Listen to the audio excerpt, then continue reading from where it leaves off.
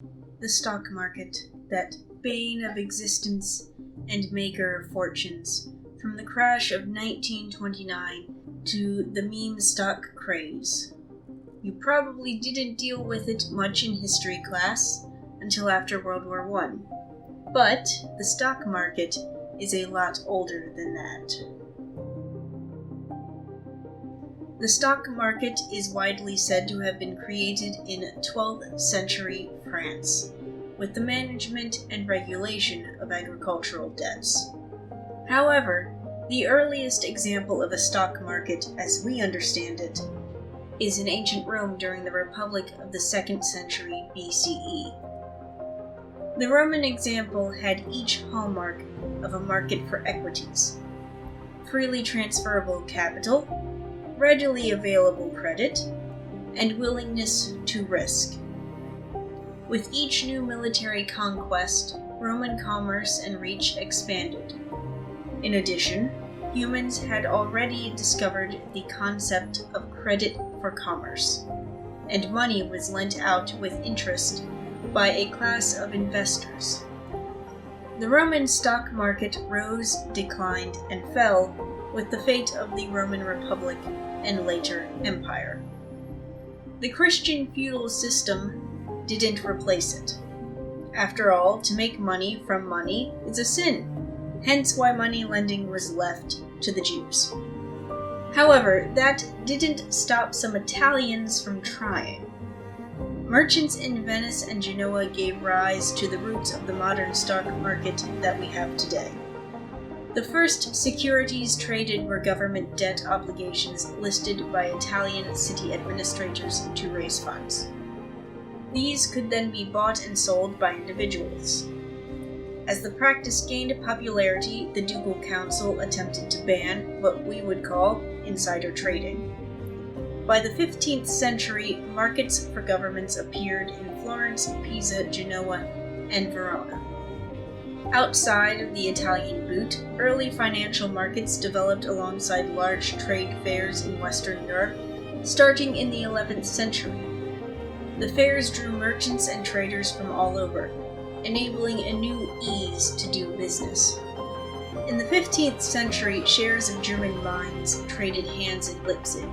In Paris, people swapped IOUs and municipal bonds. By the 16th century, people had built the basic mechanisms for trading stocks and bonds. Companies in England and the Low Countries followed. Around this time, a joint stock company, one whose stock is owned jointly by the shareholders, emerged and became important for colonization of what Europeans called the New World. This was the Dutch East India Company. However, much like today, the market had its fluctuations. With the influx of gold and silver from the Spanish in the New World and the Portuguese in Africa, a shock hit the primitive system. Currencies then consisted of gold and silver coins.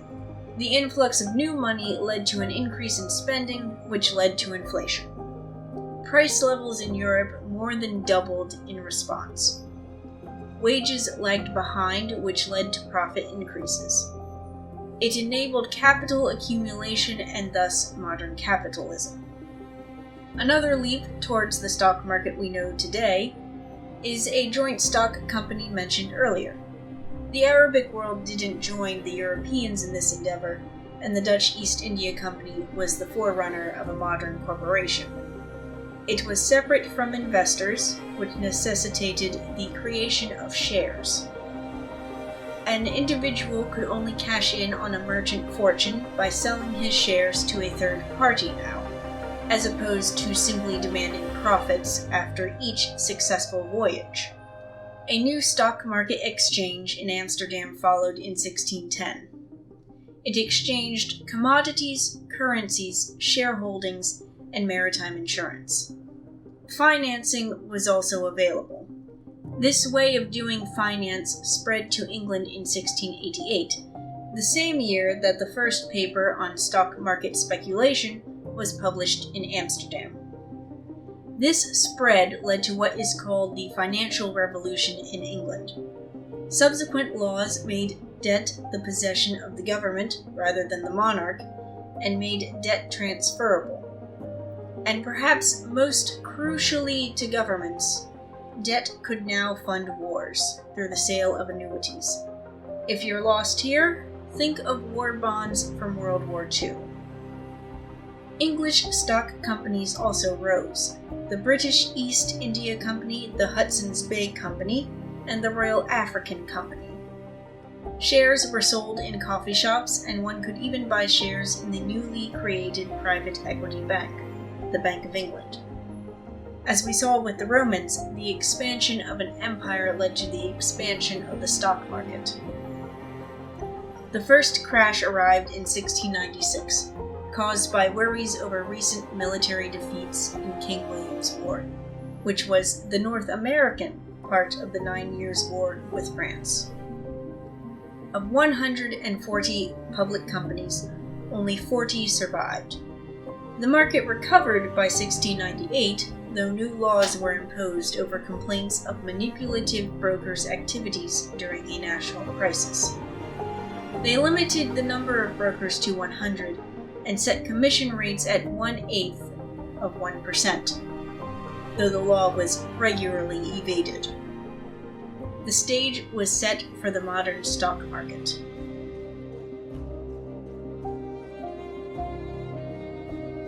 Disasters naturally occurred as the systems expanded. Bubbles burst in the 1700s with the South Sea and Mississippi companies. Results include the depreciation of the French currency after 2.6 billion livres were issued to stave off a financial apocalypse. Meanwhile, the British colonies that would one day dump tea into a harbor and declare their independence created the foundation of the New York Stock Exchange. This was followed by the Philadelphia Stock Exchange in 1790, after the United States of America was created. The 1800s continued the shift to the New World markets. The South American market expanded. By the middle of the century, railroad companies were redefining travel in the U.S. and shaking up finances. One instance involved two young entrepreneurs tricking tycoon Cornelius Vanderbilt into overpaying for a company by secretly printing more shares as he attempted a takeover. This was the Erie War, and it forced the market to become more investor-friendly through new rules. By the end of the century, the market went global. Each major country in the world possessed an exchange. On the eve of World War I, financial markets were thriving. Capital easily flowed across international borders. The First World War set it ablaze. Exchanges across Europe closed indefinitely. Even the New York Stock Exchange briefly closed in 1914 as panic selling gripped the market. Governments also dumped stock from the belligerent nations. While the US and UK markets roared into the 20s after peace was declared, the same could not be said for others. Of the victors, France was the least affected. Most Frenchmen did not have checking accounts and therefore didn't buy stocks. The new German nation, burdened by war debt and heaped on reparations by the Treaty of Versailles, fared even worse. Hyperinflation, the likes of which had never been seen, gripped the country. In fact, the level of inflation went beyond hyperinflation. Personally, I'd call it Weimar inflation, and it was so bad that a kilo of sugar jumped from 474 marks to 5.6 billion marks in 6 months' time. Naturally, Germans were not investing in the stock market, and companies had to go abroad for financing.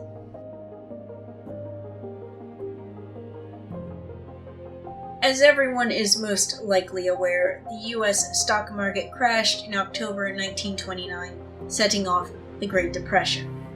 Black Tuesday alone saw 16 million shares traded on the New York Stock Exchange. However, a month prior to the crash, the UK market crashed. As it turned out, the world's markets were more connected than previously thought. Economic depression overtook North America and Europe. World War II would pull countries out of economic turmoil as war production put people to work and money in the pockets of individuals and companies. Though it should be noted that the US and UK tightly controlled the issuing of securities, heavily favoring any that helped the war effort to the detriment of all others.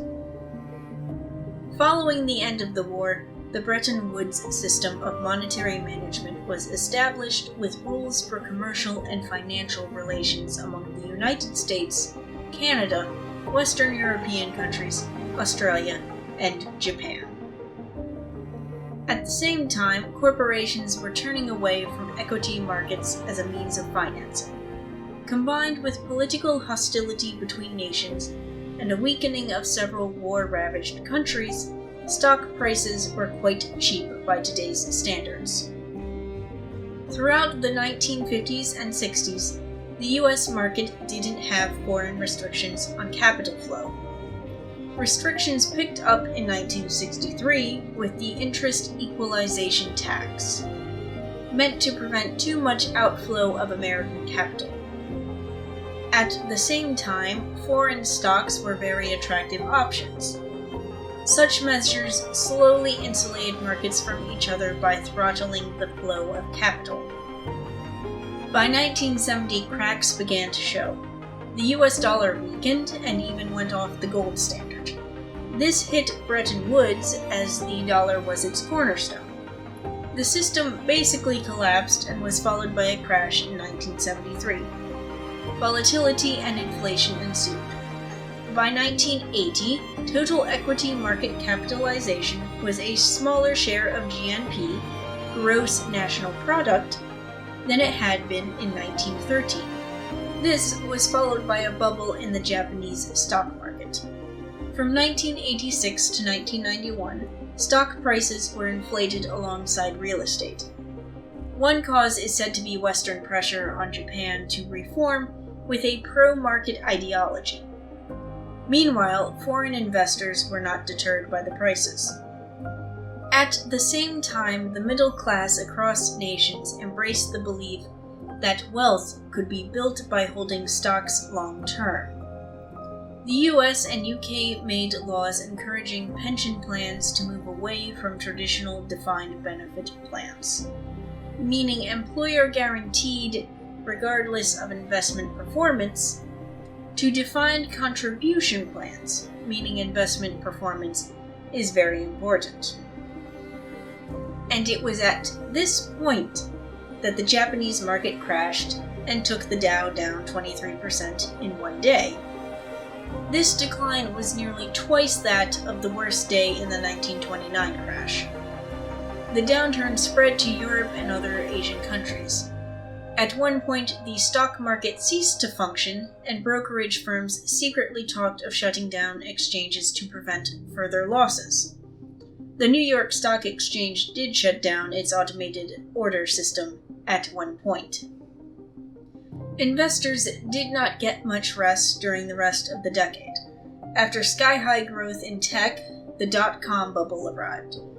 Between 1995 and 2000, the Nasdaq Composite Stock Market Index rose 400%. It reached a price-earnings ratio of 200, dwarfing the peak price-earnings ratio of 80 for the Japanese Nikkei 225 during the Japanese asset price bubble of 1991. It fell 78% by October 2002. While the market did recover, many tech companies did not and went out of business.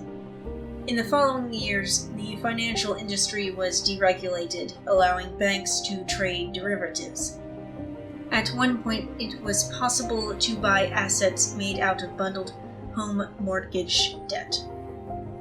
And that brings us to 2008. Thank you for watching. This has been a more general overlook of the history of the stock market up until recently. Leave your thoughts below, keep it civil, subscribe or hit the thumbs up button if you want. There's always more history.